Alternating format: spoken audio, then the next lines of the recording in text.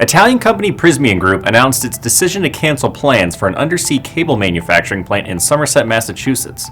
The Fall River Herald-News reported that Prysmian representatives delivered the news to the Somerset Board of Selectmen on January 17th. In 2022, Prysmian revealed plans to acquire a 47-acre parcel at a decommissioned coal-fired power plant at Brayton Point Commerce Center and invest $200 million into producing subsea transmission cables that deliver offshore wind power to the electrical grid. That same year, the site drew a visit from former President Joe Biden, who delivered a speech on the advantages of clean energy.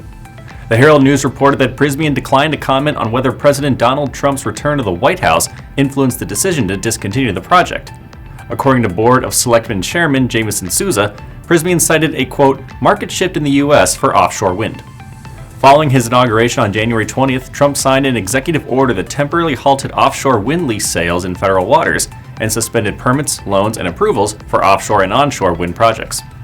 Prysmian spent nearly 3 years obtaining the required local and state permits. However, the company struggled to finalize the property purchase and begin construction due to a regulatory challenge filed by 12 community residents, CommonwealthBeacon.org reported.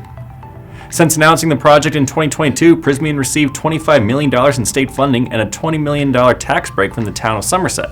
Souza estimated that the facility could have created up to 200 jobs and generated $14 million in annual tax revenue once fully operational. Providence television station 12 News reported that real estate firm Commercial Development Company will relist the Brayton Point property. I'm Nolan Beilstein. This is Manufacturing Now.